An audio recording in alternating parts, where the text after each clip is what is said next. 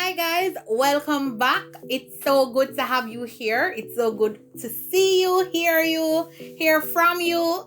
Yeah, all those good things. My name is Shanna and this is the Dryland Tourist.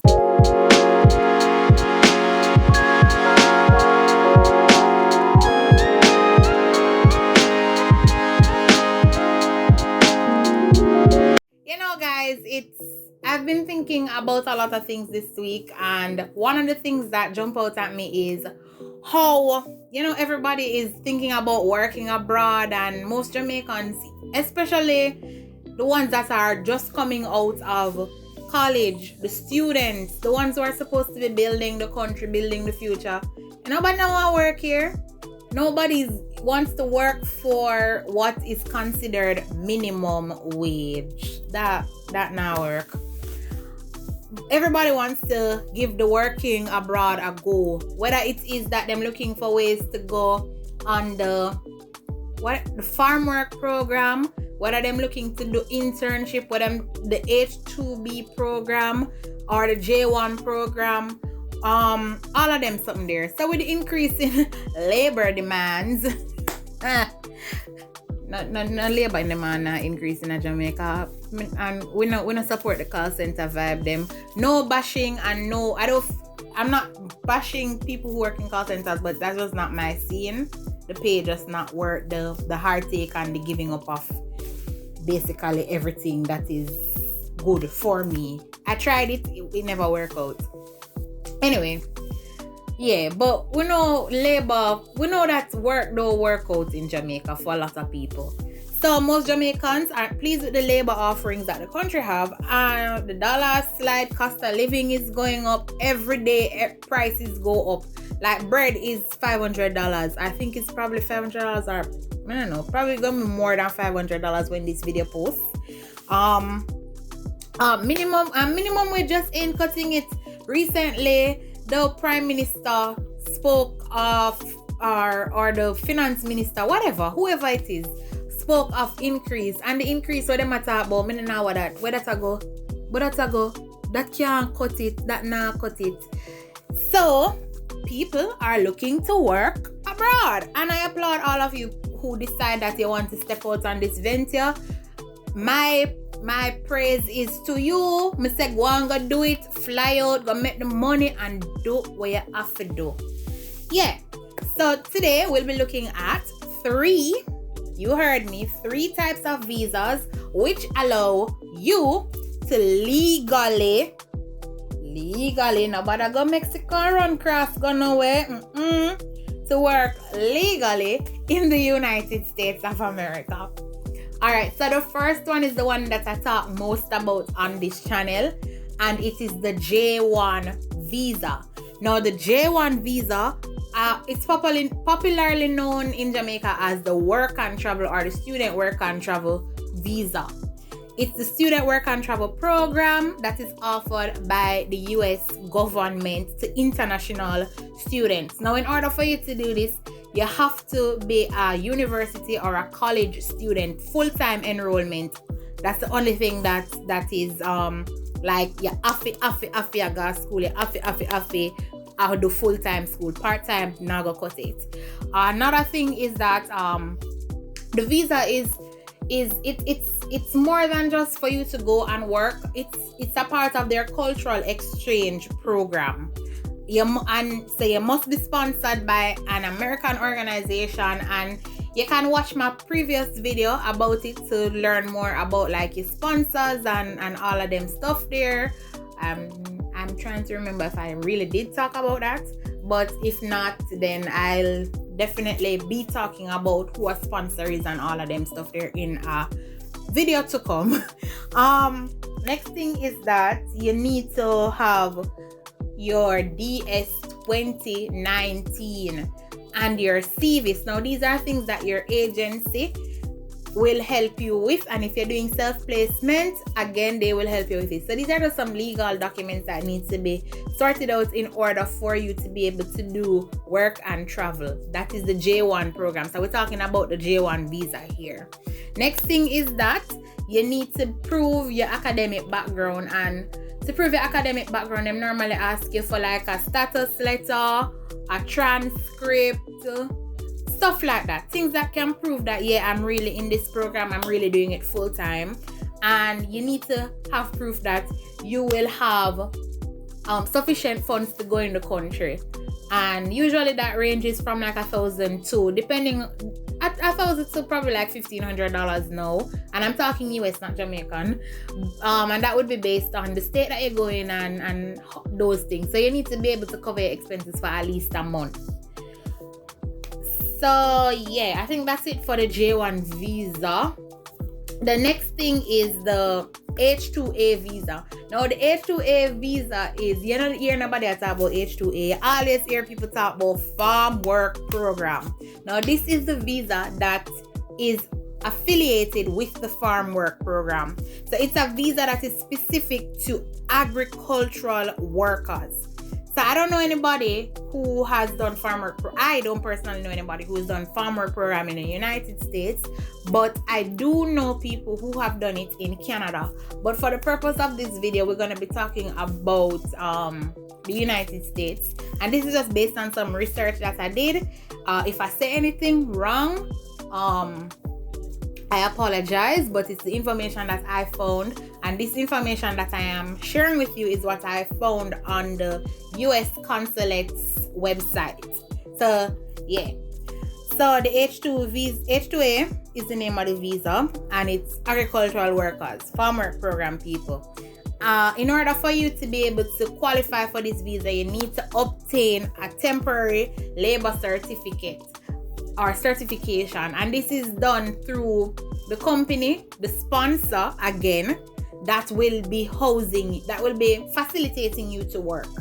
And it's dependent on them. Only have, how this thing work is that if the US don't have people to be doing this type of labor and them can't source people in them country to fill the position, that is how these jobs are made available to us Jamaicans. Next thing is that from your employer, you're going to obtain a form that is called the I-129 form. And then once you have your I-129, you will then go to your embassy or your consulate. That's what the consulate is. And you will apply for your H2A visa. And the length of the visa is dependent on the contract and the season. So I think for most of these, well, except the J1, for J1 it's like 3 months to 5 months. For the H2A, it is up to a year that the visa lasts for, and you get the opportunity to extend it. But once you reach 3 years, you have to come back to your country, and you have to have proof that you're gonna come back home. Like people are not getting a visa if them think say you are go run off and them something there. And you hear my page just skip, yeah, because I'm telling you some my head not 200 and my thoughts will go all over the place. I don't want that happen. I'm wanting to get the good information. Alright, and the last visa that we will be looking at is the H2B visa. So you have H2A, which is agriculture, and you have H2B, which is non-agriculture. And it's similar, whereas it is for seasonal workers again. You have to get a job offer first before you apply for this visa as well. So it's like a merge between, well, I like to think of it as a merge between the J1 and the H2A, except that it is not for agriculture workers, but for non-agricultural workers. So the H2B visa, usually it's up to a year, but it can be extended depending on the circumstance. I know people who have been in the States for like 2.5 years and whatever. The only stipulation is that you cannot be in the States on a H2B visa for more than 3 years. Like you have to go your yard. You have to come back at your yard. And again, you have to obtain the I-129 form for this, and then before you apply for the visa. And again, you have to get the I-129 before you apply for the visa. Let's just stop right there. Let me just not say anything else on that visa. Alright, so I wanted to create like this easy rundown listing of the things that you're gonna need when you go to the embassy. And so, yes, somewhere on this screen, the list will appear. Yeah. So the first one is for the J1 visa, that is work and travel. And the things that you need to take with you to the embassy after you do all of the getting your documents from overseas and working out things with your agent and all of them stuff there. And your agent will tell you, but I'll just prep you, beforehand. You're going to need to have your DS 2019 J1 students. You're going to need your CVs. You're going to need your passport. You're going to need a passport picture.